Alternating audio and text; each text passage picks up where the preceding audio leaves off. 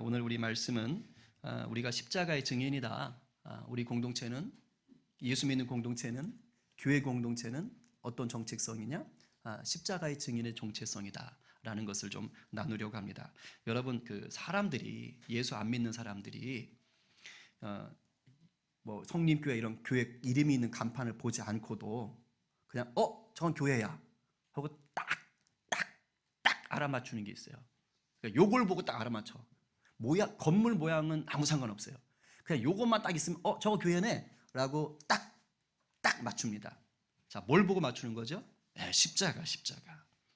하여튼 십자가만 달려 있으면 저긴 교회인가 보다 라고 금방 맞추는 거예요. 십자가 있는 건물을 보면서 야, 저기 절이야? 뭐 저기 이슬람 사원이야? 이렇게 얘기하는 사람 아무도 없습니다. 그러니까 기독교는 이미 믿지 않는 자들도 다 알아요. 뭘 빼고선 설명할 수가 없어요? 십자가를 빼고서는 설명할 수가 없는 게 기독교입니다. 그러니까 기독교 자체가 이미 십자가로부터 시작됐다라고 해도 틀린 말이 아니에요. 그러니까 우리가 성탄절을 사실 좋아하지만 이 성탄절만 가지고는 기독교가 세워질 수가 없습니다. 그러니까 예수님이 이 땅에 오시는 것만으로는 기독교가 세워질 수 없다는 거예요. 왜냐하면 예수님이 이 땅에 오신 목적이 뭡니까? 그게 바로 십자가에 달리시기 위한 거예요. 그래서 오신 거예요. 그러니까 십자가는 너무도 중요한 거예요. 그럼 왜 예수님이 십자가에 달리려고 이 땅에 사람의 몸을 입고 오셨는가? 이 부분을 오늘 좀 생각하면서 우리 삶에 적용하고 싶어요. 예수님이 이제 십자가에 달리시기 한 일주일 전 정도에 예루살렘 성에, 우리나라로 말하면 수도입니다. 예루살렘 성으로 들어가십니다. 그리고 바로 요 날, 예루살렘 성으로 십자가에 달리기 위해 들어가던 그 날을 우리 교회 역사는 종려주일이라고 부릅니다. 바로 오늘이죠. 이날 수많은 사람들이 나왔어요. 야, 예수가 온대, 예수님이 오신대 하면서 그 입구에 엄청난 많은 사람들이 몰렸습니다. 그리고 예수님을 환영합니다. 그러니까 요즘으로 말하면 예수님은 슈퍼스타예요. 이제 뭐 BTS는 좀 한물 갔나요? 어쨌든 엄청난 스타입니다. 그리고 사람들이 예수님이 오니까 카펫을 깔아요. 어떻게? 자기 겉옷을 벗어가지고 길에다 깔고, 그리고 종려나무 가지를 꺾어가지고 막 흔들면서 호산나 호산나, 뜻이 우리를 구원하소서 아닙니까? 호산나 호산나, 우리를 구원하소서 다윗의 자손이요 하면서 막 환호를 합니다. 물론 이날 예수님을 환영하던 사람들은 예수님을 십자가에 달릴 예수로 생각하지 않습니다. 이 사람들이 환호하던 그 예수님은 로마의 압제에서 우리를 구원할 정치적인 왕으로 생각하고 지금 막 환호를 하고 있는 거예요. 다윗 시대 같은 왕국을 다시 한번 만들어주세요, 이런 마음으로 호산나 하고 외치는 것입니다. 그런데 정작 예루살렘 성에 들어오시는 우리 예수님은 그럴 생각이 1도 없습니다. 예수님이 이날 예루살렘으로 들어오시는 것은 뭐냐? 바로 십자가에 달려 죽으시기 위한 거예요. 왜 십자가에 달리시는가? 그게 바로 우리를 죄에서 구원하시고 우리를 하나님 나라 백성으로 살게 하시려는 것입니다. 그렇기 때문에 예수를 내가 믿는다라는 것은 이 예수님의 십자가 사건이 나와 무관하지 않다라는 것을 인정하는 거예요. 예수 안 믿는 사람들은 예수님 십자가가 자기랑 아무 상관없습니다. 근데 예수를 믿는다라는 것은 바로 2000년 전에 그 골고다 언덕에서 있었던 그 십자가 사건이 나와 관련이 있다라는 거예요. 그 십자가 사건이 내 삶에 어떤 의미와 어떤 가치가 있는지를 밝히며 사는 게 예수 믿는 겁니다. 정확히 하셔야 돼요. 그 십자가 사건이, 그때 그 사건이 나에게 어떤 의미가 있는가, 내 삶에 어떤 가치가 있는가를 드러내며 사는 거예요. 그래서 예수 믿는 자는 모두가 십자가의 증인인 것입니다. 교회의 첫 번째 역할은 십자가의 증인 되는 것입니다. 여러분, 증인의 역할은 뭡니까? 다른 거 없어요. 자기가 보고 듣고 경험한 것 그대로 얘기하면 돼요. 이거를 가감하거나 꼬우면 위증이 되는 것이죠. 그러니까 증인은 자기가 보고 듣고 경험한 것 있는 그대로 말하면 됩니다. 십자가의 증인이란 우리 교회 공동체, 예수 믿는 나는 이렇게 살면 되는 거예요. 예수 그리스도에 대한 것을 그대로 증거하는 것입니다. 예수 그리스도가 내 삶에 일하신 것을 그대로 전하는 거예요. 그렇게 삶을 살아내는 것입니다. 오늘 본문을 보니까 십자가에 증인된 자가 어떻게 살아야 될 것인가? 두 가지 정도로 얘기를 하고 있습니다. 여러분이 사람의 목소리가 아닌 성령의 음성으로 가슴으로 받기를 간절히 축복합니다. 그래서 이 한 주 동안 다시 한번 삶의 도전과 변화가 일어나기를 축복합니다. 고난주간 되면 부활주일을 맞이하면 사실 교회의 력으로 말하면 가장 큰 절기예요. 가장 큰 겁니다. 왜냐하면 십자가로부터 시작하니까. 그리고 십자가는 부활과 붙어 있으니까.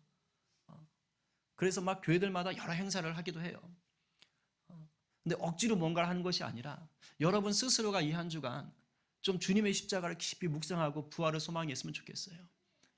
그래서 뭐 미디어 금식도 좀 해보시고, 뭐 밥 굶는 게 조금 자신 있으면 다이어트 말고, 그 금식을 하면서 좀 기도 시간을 확보해 보시기도 하고, 평상시 즐기던 거 있다면 이번 주만이라도 내가 단순히 안 하는 게 아니라 그 시간에 주님을 좀 더 집중하기를 좀 소망해 보시고, 그런 시간들을 좀 각자가 누려보시기를 바랍니다.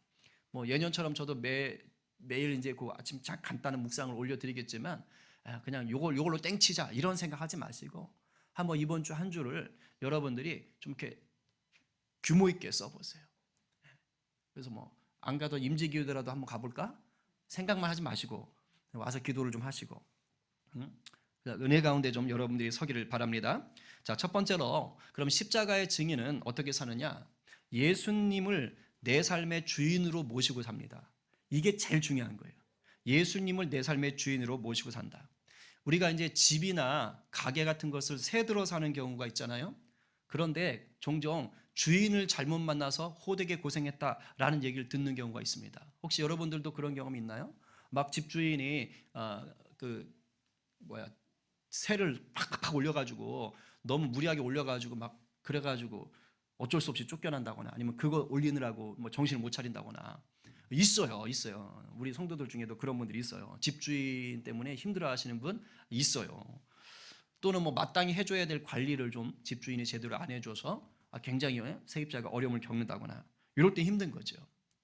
주인 잘못 만났다 이렇게 하는 거예요.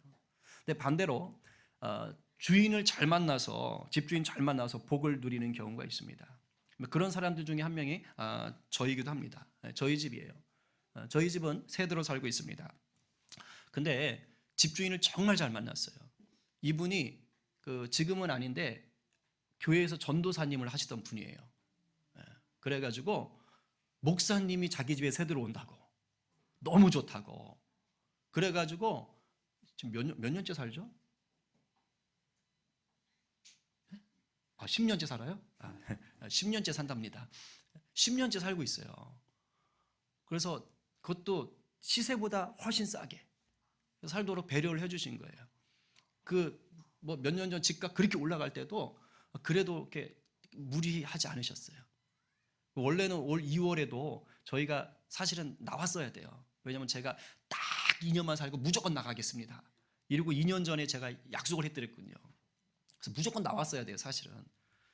근데 형편이 좀 안 되는 거예요, 상황이. 뭐 사택도 쉽지 않고. 그래서 제가 아쉬운 소리 했죠. 죄송한데 혹시 뭐 다른 데 파실 의향이 없고 다른 사람 전세 드릴 일이 없으시면 혹시 한 번만 더 연기해 주시면 안 되겠느냐. 근데 또 배려를 해 주시더라고요. 물론 뭐 조금 올리긴 하셨지만 그래도 주변 시세에 비하면 이거는 뭐 그냥 정말 큰 은혜를 입은 거지요. 그러니까 이제 저는 뭐냐면 주인을 잘 만나면 이런 은혜가 있구나. 그러니까 주인을 잘 만나는 게 얼마나 중요한가를 저는 확실히 알아요. 정말 확실히 압니다.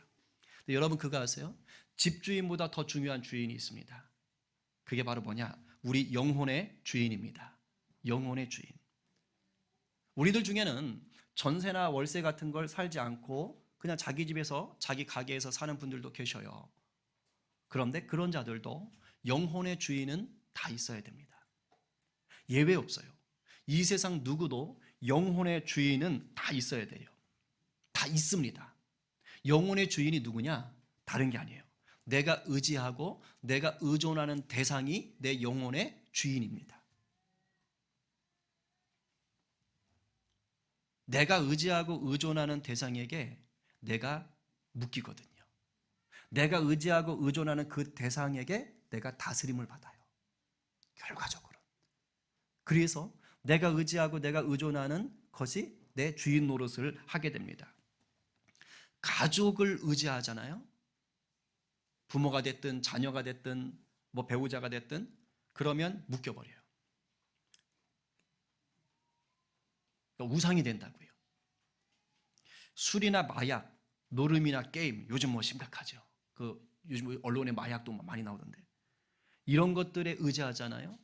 이것들이 나의 주인이 되어서 나를 다스립니다. 말이 좋아서 다스리는 거지 끌려다닌다고요. 직장이나 권력자를 의지하면 이것이 내 주인이 되어서 나를 지배합니다. 꼼짝 못하는 거예요.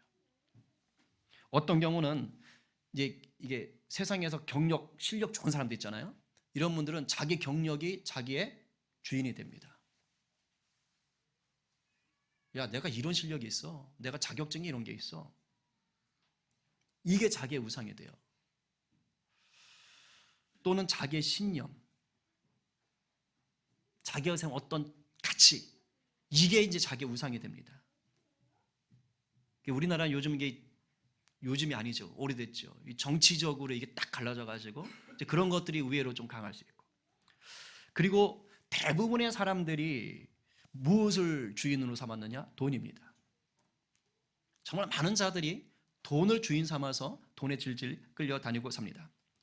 그런데 주인을 잘 만나야 된다 그랬잖아요. 근데 안타깝게도 세상에 지금 말한 이런 것들은 그 어떤 것도 우리의 영혼을 제대로 살리는 좋은 주인이 되지를 못하는 거예요. 영혼의 주인이 필요한데 누구에게나 다 있는데 좋은 주인을 만나야 되잖아요. 그런데 어떤 사람도 어떤 직장도 뭐 돈도 취미도 게임도 그 어떤 것도 우리 영혼을 복되게 하는 참 주인이 되지를 못하더라. 왜냐하면 우리 영혼은요, 이 죄의 문제와 죽음의 문제가 해결돼야 되거든요. 근데 이 세상의 것들로 주인 삼아서는 본질적인 죄의 문제라든가 죽음 이후의 문제를 해결해 줄 방법이 없어요. 그래서 이 세상의 것들로 주인 삼는 한 우리는 나쁜 주인을 만나고 사는 것에 불과합니다. 우리 영혼이 진정한 행복을 누리기 위해서는 단 하나, 오직 예수 그리스도를 주인으로 모셔야만 가능한 줄로 믿으시기 바랍니다. 그리고 이렇게 예수님을 우리 영혼의 주인으로 모신 사람은 네가 예수님을 너의 영혼의 주인으로 모신 것 어떻게 알 수 있을까? 물어볼 때 나의 삶으로 알 수 있지. 예수님이 내 삶에 내 영혼의 주인 되셨다? 그 사람의 삶은 보면 알 수 있습니다. 삶으로 예수님을 주인 모신 게 드러나는 거예요. 이게 바로 십자가의 증인된 삶입니다. 이것은 내 영혼의 주인이신 예수님을 내가 인정하는 거예요. 인정해야 그 다음에 그분을 따라가거든요. 인정하고 그리고 그분을 자랑하는 것입니다. 제가 지금 저희 집 집주인 자랑했잖아요. 고맙다고 말씀드리잖아요. 이렇게 공개석상에서. 집주인 잘 만나면 주변 사람들한테 자랑해요. 야, 내가 주인 정말 잘 만났어. 집주인을 잘 못 만나도 그 얘기는 하지만. 자, 그럼 우리 영혼의 주인을 잘 만났으면 당연히 뭘 해야 돼요? 자랑하며 살아야죠. 내가 정말 행복해. 집주인 잘 만나서 내가 정말 행복하다고 말할 수 있어야 될 거 아니에요? 그리고 그 혜택을 누려야 되잖아요. 예수의 증인, 십자가의 증인도 똑같은 것입니다. 교회가 이 일을 하라고 우리 주님이 세우신 것이에요. 그러면 우리가 예수님을 나의 주인으로 인정하고 자랑하는 것이 뭐냐? 주인이 바뀌었다는 것을 얘기하는 거예요. 이 세상의 것들로 만족을 찾으려고 하던 내 자아를 따라가는 것이 아니라 주님 말씀을 따라가는 거예요. 예수님을 절대적으로 의지하며 그분의 다스림 안에 가는 거죠. 내 자아는 십자가에 죽었구나. 예수님만 사시는구나. 이것을 인정하고 고백하고 어떻게 하면 그렇게 살까를 우리가 쫓아가는 겁니다. 그래야만, 잘 들어요, 이렇게 살아야만 진정한 행복, 십자가의 능력이라는 것을 누리는 거예요. 아까 우리가 찬양해도 십자가의 그 능력, 십자가의 그 능력, 그 능력을 누려야 될 거 아니에요. 능력이 있다는데 능력을 누리지 못하면 무슨 소용이 있어요? 여러분, 수영을 잘 하려면 무엇보다 이걸 잘해야 돼요. 아무리 수영 기술이 좋아도 뭐 자유형이 됐든 배영이 됐든 저병이 됐든 아무리 뭐 기술이 좋고 뭐 박태환을 능가하고 펠플스인가? 하여튼 뭐 엄청나게 수영 기술이 좋아도 이걸 못하면 꽝, 아무 소용없어요. 세상 없어도요, 수영을 잘하기 위해선 기술보다 물에 몸을 맡기는 게 중요해요. 완전히 힘을 빼고 맡겨야 돼요. 일단 떠야 기술을 쓰죠. 여러분, 십자가의 증인, 예수 주인 삼는 게 이런 거예요. 내 자아가 살아있다는 건 몸에 힘이 들어가는 겁니다. 완전히 죽어 있어야 돼요. 그래야 십자가의 능력, 즉 수영 실력을 발휘할 수 있는 거예요. 완전히 맡겨야 돼. 이런 삶이 예수의 증인되는 거예요. 그런데 안타깝게도 예수를 믿는데도 불구하고 내 자아가 죽었다라는 것을 인정하지 못하는 분들이 계세요. 사실 우리가 예수님을 구주로 영접하면 우리의 자아는 죽는 겁니다. 십자가에서 죽는 거예요. 죽어야지가 아니고 이미 죽은 거예요. 정말로 예수님을 영접하면. 근데 그걸 인정을 안 해. 그러니까 자꾸 내 자아대로 살려고 힘을 쓰는 거예요. 제가 이런 성도에게 이름을 붙였습니다. 설교 준비를 하다가. 십자가에 죽었다는 것을 인정하지 못하고 사는 성도는 따라해 보세요. 좀비 성도. 좀비 성도.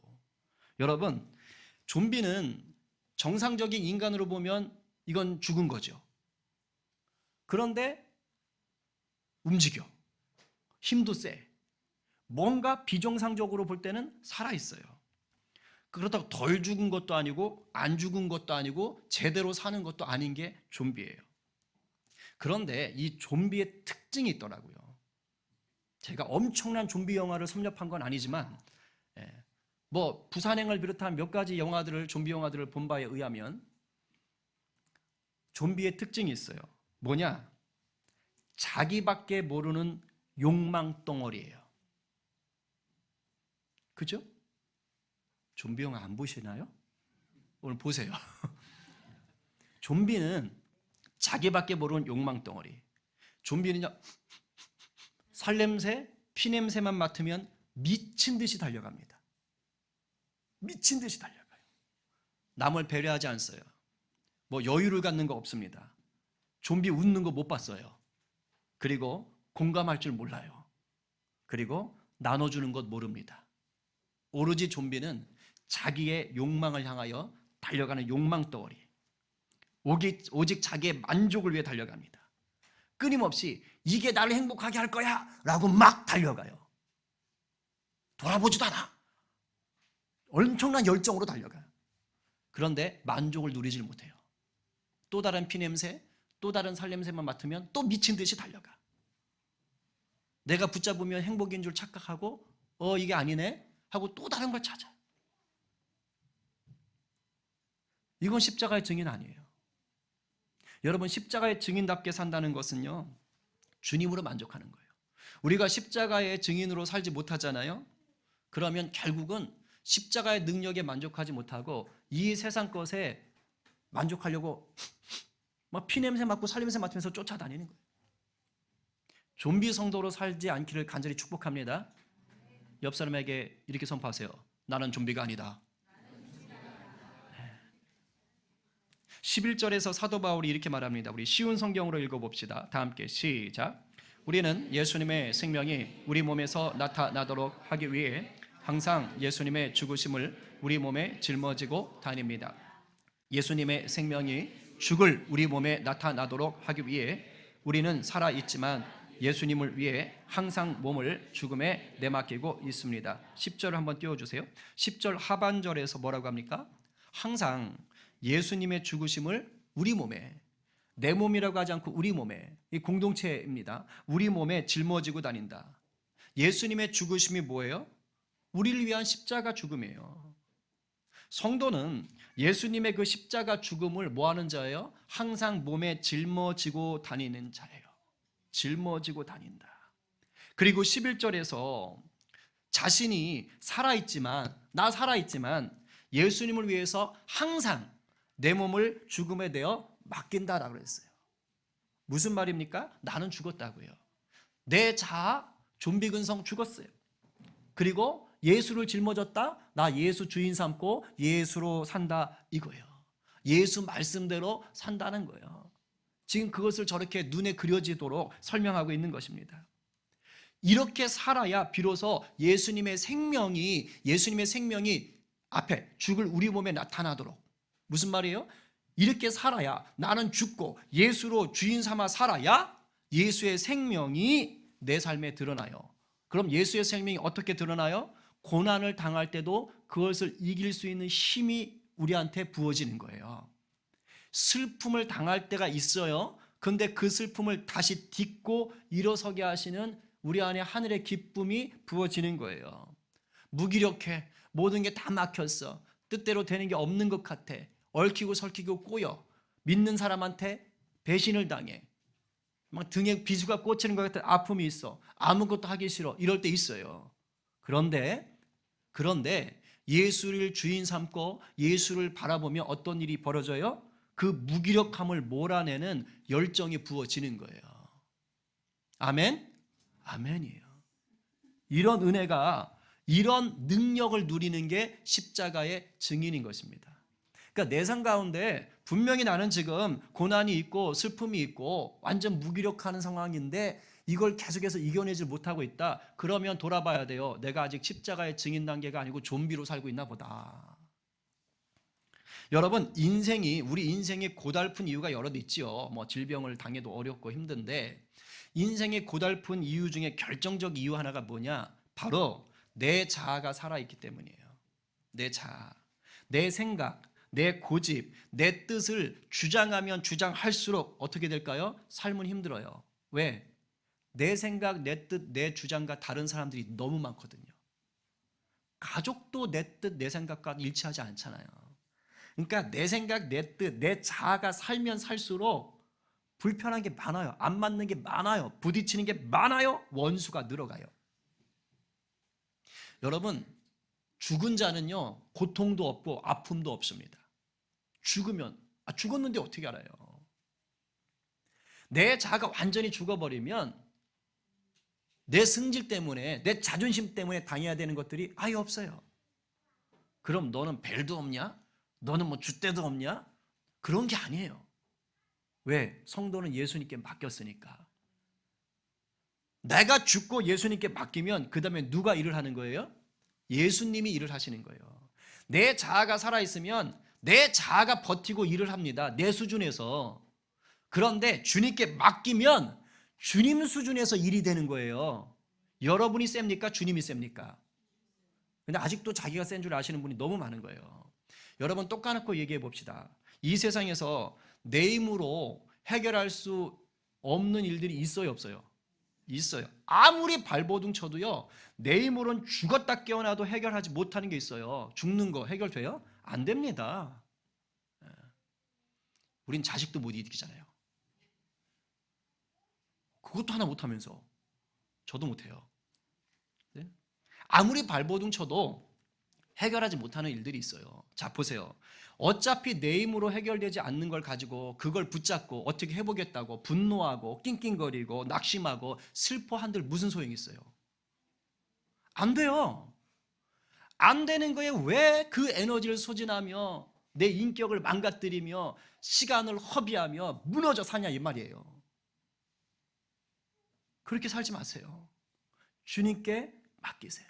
죄의 문제, 사망의 문제를 해결하신 주님께 맡기시고 주의 은혜를 구하세요. 그러면 내 생각보다 크신 주님이 일해 주시는 거예요.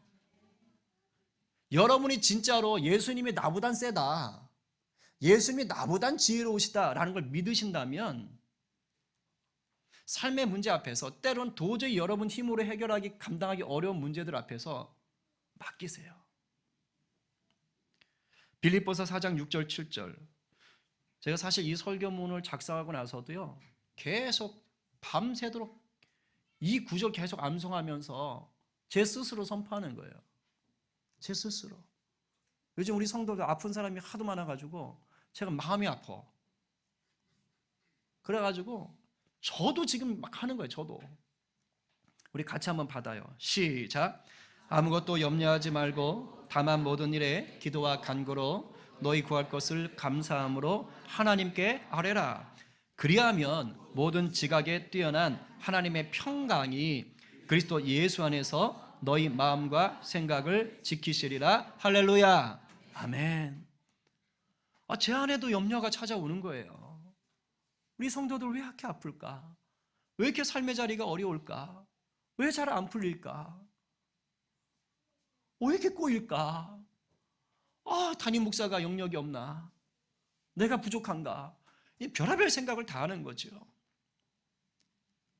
그럼 또 주님께 기도하는 거예요.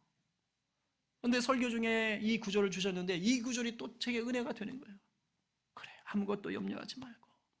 어차피 내가 걱정해서 될 일도 아니고 내가 뭐 징징 짤 수는 있겠지만 그런다고 당장 어떻게 뭐 되는 것도 아니고. 그러면서 모든 지각에 뛰어난 하나님, 내 생각보다 크시고 우리 머리카락까지 세신 바 되신 하나님이 일하시지. 그분이 평강 주시지. 이 말이 귀한 거예요. 문제는 엉망이야. 눈에 보이는 건 아직 회복된 게 없어. 근데 평강이 임하는 거예요. 왜? 주님이 그 상황에도 일하시니까. 예수 안에서. 이 말이 뭡니까? 십자가 안에서, 부활 안에서 나의 마음과 생각을 지켜주시리라. 할렐루야. 오늘 여러분의 삶이 괴롭고 팍팍하고 답답한 분들 계시지요? 우리의 주인 되신 예수님께 더 맡기세요. 완전히 맡기세요. 좀비 되지 마십시오. 모두 맡기고 은혜를 구합시다. 그러면 우리의 생각을 뛰어넘어서 일하시는 주님의 역사와 평강이 우리 가운데 풍성히 넘치게 될 줄로 믿습니다. 주님 이렇게 하셔요. 우리 성도들 중에도 이런 일을 경험하시는 분들이 있습니다. 더 맡기세요. 이번 한 주 더 맡기셔서 이번 한 주에도 그런 은혜를 누리시길 간절히 축복합니다. 두 번째로 십자가의 증인은 희생의 삶으로 생명을 살립니다. 십자가의 증인된 삶은 우리 주님이 주시는 그 십자가의 능력, 그 평강, 그 도우심을 구하는 걸로만 끝나면 안 돼요. 이건 나만 좋자는 거잖아요. 근데 주님이 이렇게 하시는 이유가 있어요. 뭐냐? 십자가의 증인 되었다라는 것은 궁극적으로 날 구원한 예수님을 증거하는 삶입니다. 나 좋자는 삶이 아니에요. 이거 잘못 믿는 거예요. 예수 믿고 복 받아야지, 마음의 평강 누려야지, 이거 잘못 믿는 거예요. 십자가에 증인됐다는 건 그런 은혜를 통하여 예수님이 살아있구나, 아싸! 예수 믿으세요. 이겁니다. 아직 예수 생명을 모르는 사람들을 내 삶을 희생해서, 내 삶을 들여서 우리 주님께로 인도하는 것이 십자가의 증인이요 교회의 사명입니다. 자신의 몸을 죽음에 내어 맡긴다라고 아까 말했지요. 이것은 생명의 주님을 전하기 위해서 나를 희생한다 뜻이에요. 나를 죽음에 맡기는 거예요. 내 자신을 희생하는 거예요. 여러분, 씨앗이 몇 번 말하지만 씨앗이 땅 위에 그대로 있을 때는 아무런 꽃도 열매도 맺을 수가 없어요. 제 목양실에 코스모스 씨 이만큼 있거든요. 이거 제가 이제 한 5월 정도 뿌릴 건데 그때 깜빡 까먹고 그냥 둬봅시다. 그럼 코스모스가 피나요? 안 펴요. 그냥 목양실 그 통 안에, 병 안에 그대로 있는 거예요. 그거를 제가 땅에다가 뿌려야 돼요. 씨앗이 땅 속에 들어가 씨앗이라는 모양이 없어져야, 씨앗이라는 모양이 죽어져야 비로소 꽃도 피우고 열매도 맺는 것입니다. 예수님이, 성자 하나님이신 예수님이 하늘 보좌에 그대로 계시고 이 땅에 안 오셨다면 저와 여러분 구원받지 못하는 거예요. 성자 하나님이신 예수 그리스도가 이 땅에 인간의 몸을 입고 와서 십자가에 달려 죽으셨기 때문에 오늘 저와 여러분이 구원받은 자로 살고 있는 것을 믿으시기 바랍니다. 이게 바로 생명을 살리는 원리예요. 우리도 내 삶을 희생하지 않으면 죽어가는 영혼을 구할 수가 없습니다. 12절을 쉬운 성경으로 읽어봅니다. 시작. 그러므로 우리 속에서는 죽음이 활동하지만 여러분 속에서는 생명이 활동하게 되는 것입니다. 아멘. 얼마나 멋있는 말이에요. 십자가에 증인된 사도 바울 속에, 사도 바울의 동역자들 속에 죽음이 활동하고 있대요. 죽음이 뭐예요? 예수님의 십자가의 죽음, 바로 희생의 삶이 자기 삶에 지금 활동하고 있는 거예요. 그랬더니 여러분 속에는, 지금 신앙이 어린 고린도 교회 성도들에게 여러분 속에는 뭐가? 예수의 생명이 활동하고 있다, 살아있다라고 얘기를 하고 있는 것입니다. 사도 바울 있잖아요. 예수님을 만나서 내가 증인의 삶을 살겠다 한 뒤로 우리 세상적인 눈으로 보면 인생 꼬였습니다. 완전 꼬였어요. 예수의 증인으로 살겠다고 한 이후부터 그 인생은 완전히 고난의 인생이었습니다. 배고픔에, 추운 것에, 헐벗음에 내맡겨졌고요. 돌 맞아 죽을 뻔하고, 몽둥이 맞아 죽을 뻔하고, 온갖 모욕을 당하고, 배신을 당하고, 감옥에 들어가기도 하고, 바다에 막 빠져가지고 죽을 뻔하고, 강에 빠져 죽을 뻔하고, 강도들의 공격을 받기도 하고, 하여튼 온갖 고난이란 고난 다 당했어요. 십자가의 증인 되고 나서부터. 근데 원래 사도 바울은 이런 고난을 당하지 않아도 될 사람이에요. 아주 잘 나가던 유대인 지도층이었습니다. 이런 고난 하나도 없이 그냥 사람들 존경받으면서 떵떵거리며 살 수 있었어요, 세상적으로 보면. 그런데 십자가의 증인이 되고 나니까 떵떵거리고 살 수 있었던 그 세상의 자랑, 세상의 성공을 다 배설물로 여겼어요. 똥오줌으로 여겼다고요. 귀하게 여기지 않았어요. 왜일까요? 더 귀한 걸 알았거든요. 그게 바로 나를 죄에서 구원하신 예수 그리스도의 십자가 은혜였던 것입니다. 할렐루야. 아멘이에요. 아멘. 자기가 이걸 붙잡고 나니까 그때부터 어떻게 되는 거예요? 그것을 전하고 싶은 거예요. 나 좀 한 대 맞아도 괜찮아. 나 여기 좀 까져도 괜찮아. 왜? 이게 더 좋거든. 여러분, 정말 좋은 일 당하면 뭐 누가 이렇게 나한테 평상시 같으면 에휴, 이렇게 하면 뭐씨 너 자식이 이렇게 하는데, 진짜 나 지금 너무 기분 좋아. 너무 기분 좋으면 누가 해도 괜찮아 넘어가잖아요. 그러니까 사도 바울은 모든 고난이 우스운 거야. 왜? 정말 좋은 걸 알고 있으니까. 그래서 자기 삶을 이 좋은 걸 전하기 위해서 다 희생하는 거예요. 고린도후서 1장 6절 상반절에 이런 구절이 나와요. 우리가 환난 당하는 것도 너희가 위로와 구원을 받게 하려는 것이요. 내가 지금 희생하는 거예요. 내가 고난 당하는 거예요. 내가 어려움 겪는 거예요. 그런데 이유가 뭐냐? 바로 네가 십자가의 위로, 주님의 위로, 죄사함의 구원을 얻게 하려고 이러는 거다. 우리 부모님들 자녀를 위해서 엄청 희생하시잖아요. 왜 그래요? 자식을 위하는 거예요. 사도행전에서는 이렇게 말합니다. 사도 바울이요, 이제 예루살렘에 들어가면 이제 죽을 각오라고 들어가는 거예요. 순교할 수도 있다, 이 생각을 하는데 이런 말을 해요. 같이 읽어봅시다. 시작. 오직 성령이 각 성에서 내게 증언하여 결박과 환난이 나를 기다린다 하시나 내가 달려갈 길과 주 예수께 받은 사명 곧 하나님의 은혜의 복음을 증언하는 일을 마치려 하면은 나의 생명조차 조금 더 귀한 것으로 여기지 아니하노라. 아멘. 진정한 기쁨과 참 생명을 아니까 고난도 죽음도 두려워하지 않고 전하겠다고 지금 나서는 거예요. 이게 바로 십자가에 증인된 성도의 품격입니다. 품격. 우리 교회가 얼마 전에 그 튀르키예 지진 일어나서 이제 헌금을 했잖아요.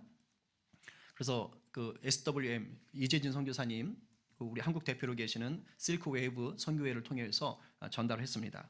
근데 이제 이틀 전에 선교사님이 또 영상을 하나 보내오셨어요. 이제 그 이후에 사역들이 어떻게 됐는지를 보내오셨는데 여전히 엉망이에요.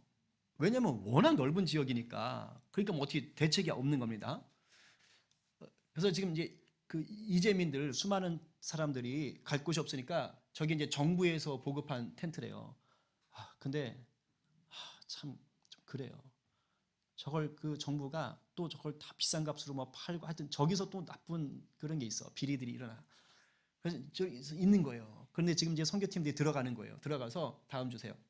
이렇게 막 저렇게 사는 거예요. 저렇게 사는 데 가서 저들에게 이제 나누는 겁니다. 선교 물품을 나눠줘요. 다음 보여주세요. 이제 하루하루 먹을 걸 이렇게 주는 거예요. 봉투 안에 넣어가지고 선교사님들하고 이제 동역자들이 모여가지고 이렇게 전해주는 겁니다. 그 다음 근데 문제가 애들이에요. 부모를 잃은 애들 있잖아요. 제가 영상을 2개 보내줬는데 이제 오늘 한번 올릴게요. 여러분 보시고 기도 좀 하세요. 정말 제가 너무 안타까웠던 게 부모를 잃어버린 애들을 인신매매단 애들이 걔들을 붙잡아가서 성매매로 장기 적출로 팔아넘긴다는 거예요. 제가 막 너무 눈물이 나가지고 막 화딱지가 나고 그런 상황인 거예요. 그러니까 이제 이재민 모아가지고 임시 학교를 만드는 거예요. 선교팀들이. 그래서 아이들에게 소망을 가르치고 하는 겁니다. 여러분 정말 기도 많이 하셔야 돼요. 저는 정말 그런 일이 일어날 아니 그 어려운데 그런 나쁜 짓을 해? 응? 기도 많이 하셔야 돼요. 정말 기도 많이 해야 돼요. 그 다음 보여주세요. 아까 텐트가 다르죠. 이건 뭐냐면 그 튀르키예에 있는 현지 한 교회가 이제 자기들 헌금을 가지고 예쁜 텐트를 구입한 거예요.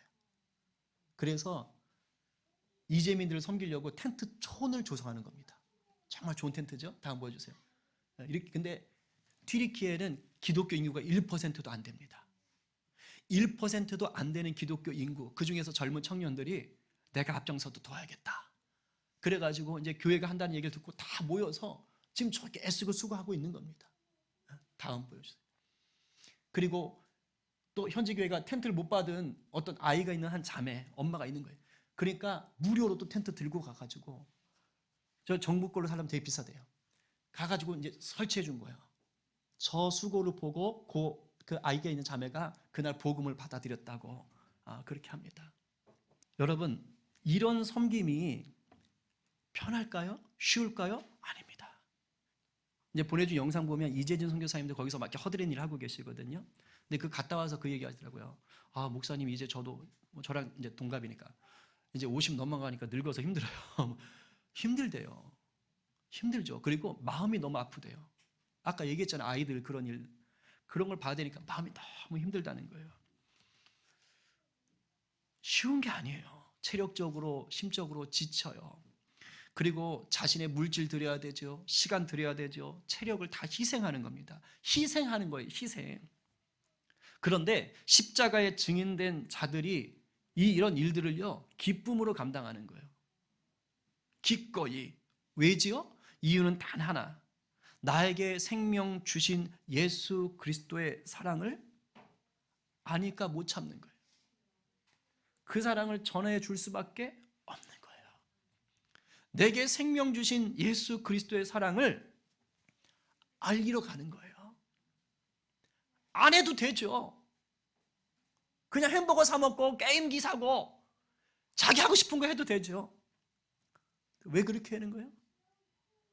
예수 생명 알리는 게 중요하고 죽어가는 영혼 살리는 게 더 중요하니까. 그 사람들에게 자기가 누렸던 그 십자가의 은혜, 십자가의 능력을 알려주고 싶은 거예요. 여러분, 우리가 십자가의 증인으로 사는 삶은요, 어쩌면 마음도 육체도 피곤할 수 있습니다. 때론 사도 바울처럼 죽음의 위험 가운데 들어가야 될 수도 있어요.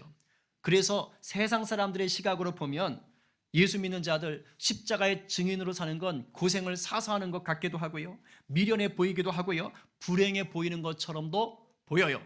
그러나 십자가의 증인들에겐 그게 진짜 행복인 줄로 믿으시기 바랍니다.